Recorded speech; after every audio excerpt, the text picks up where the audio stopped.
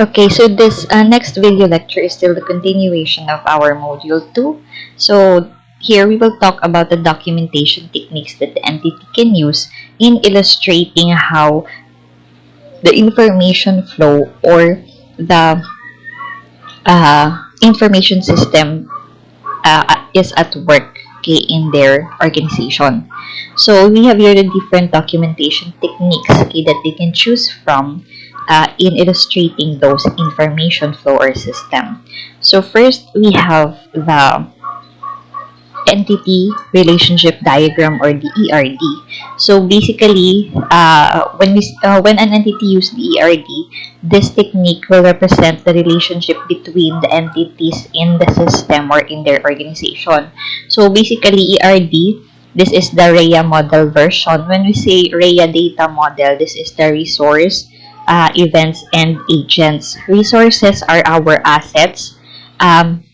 Events are the transactions, and the agents are the personnel involved, or even the customers, okay, who are part of the transaction. So that is the data RHEA model. So this is or ERD again is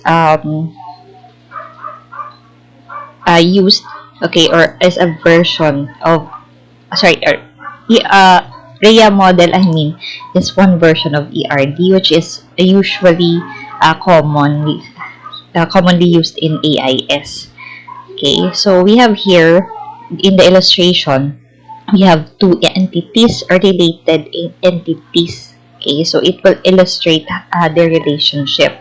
And here, we have the cardinalities. When we see cardinalities here, it represents the numerical mapping between the entities. It can be one-to-one, one-to-many, or many-to-many. Okay, so for example, in an entity for the salesperson, so this is or there is a relationship with the card type.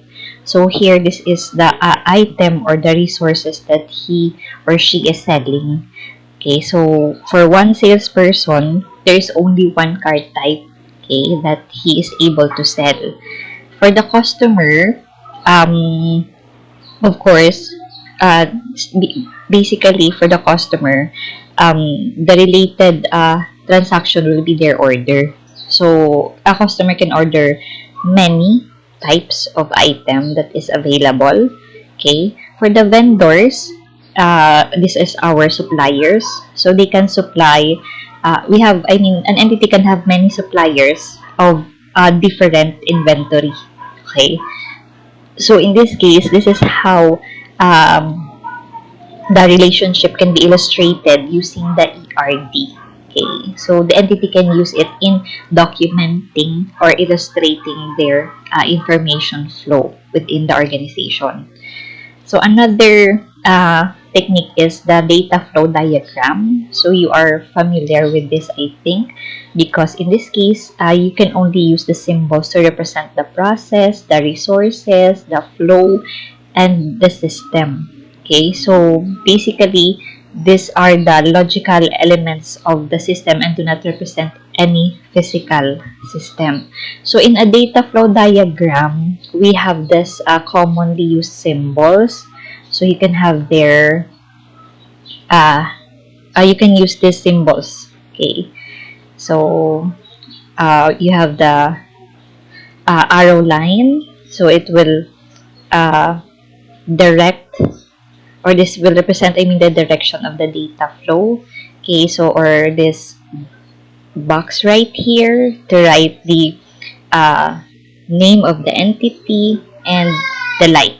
Okay, so these are the examples of the symbols that you can use in uh, using the data flow diagram as a technique in documenting the data flow or information system in an organization.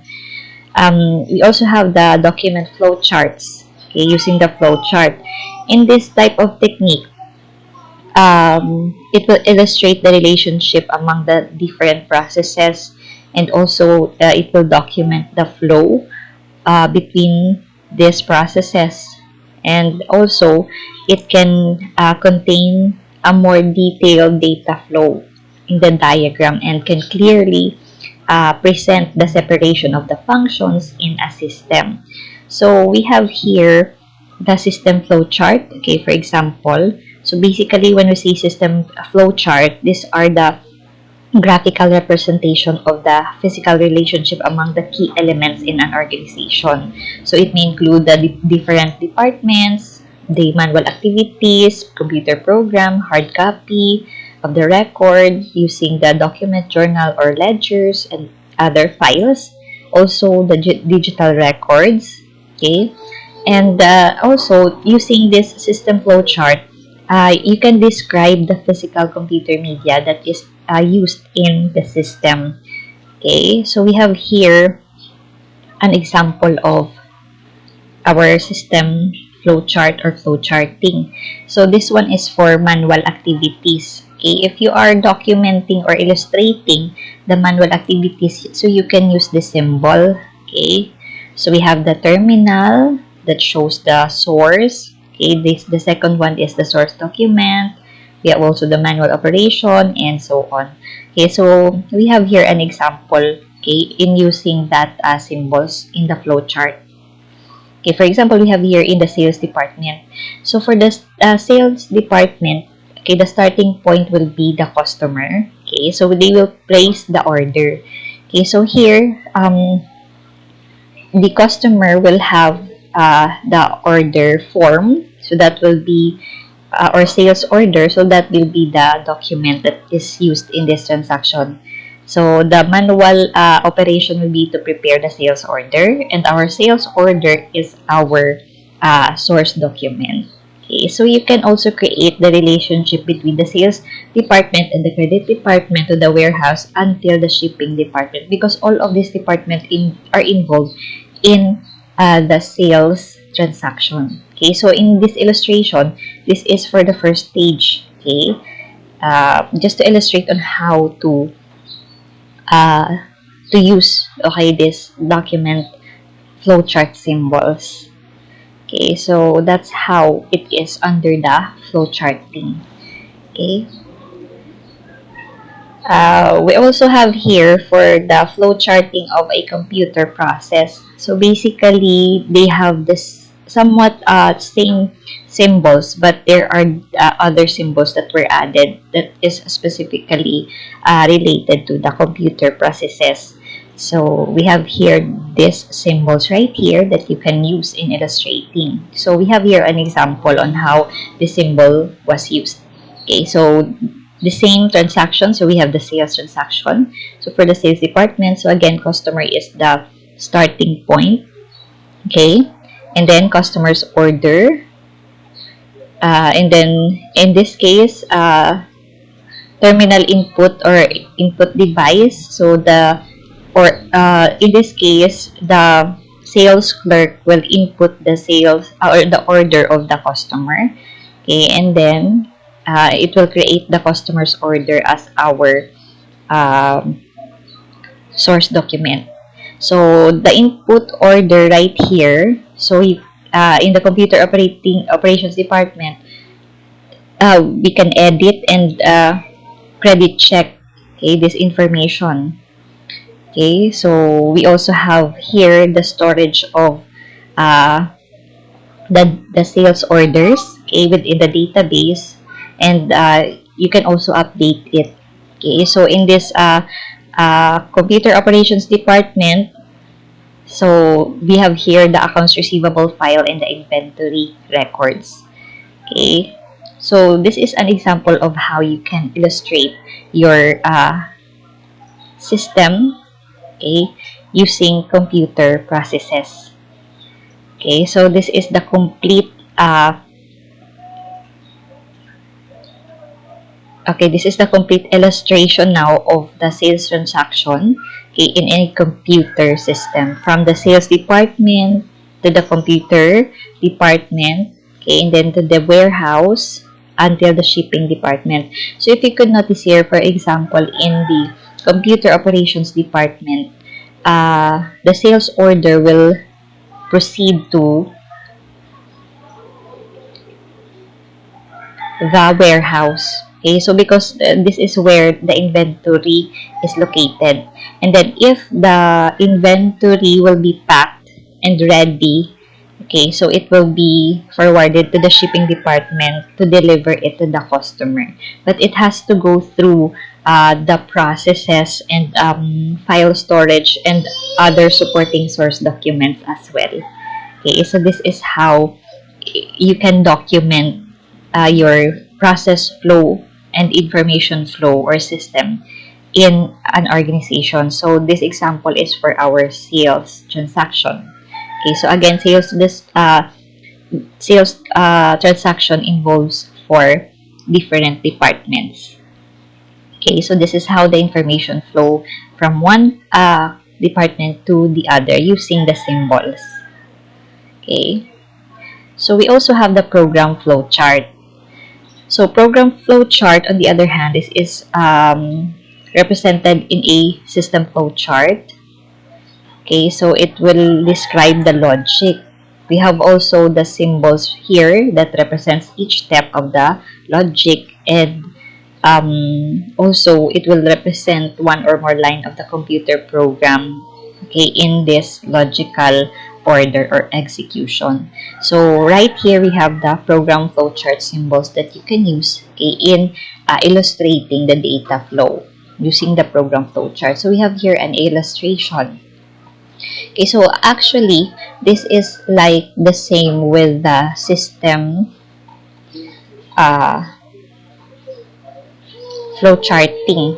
Okay, however, in this case, they have different sets of symbols that we cannot see in the system's flow charting.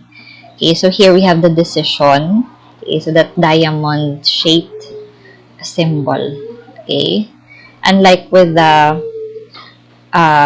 system flow charting, okay, it only represents the data flow. But in this case, for the program flow charting, aside from the data flow, they also illustrate the logical order or execution. That's why we have the decision symbol.